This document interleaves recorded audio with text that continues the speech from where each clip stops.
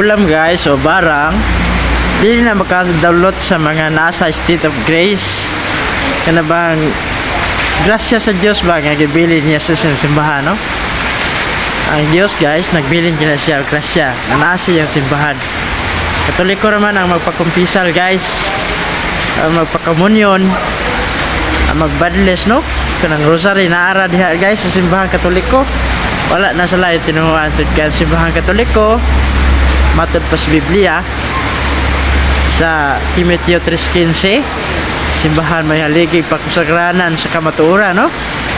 Muna kitang Katoliko kung nata state of grace dili gyud ta madutlan og barang og kulam, no? Tug kay kato na hinuang gibarang mangkukulam mao na hinuon toy madaot, no? Masumbalikan tug kay ang tao nga nasa state of grace susama ra sa Ginoo, no? Kagamhanan.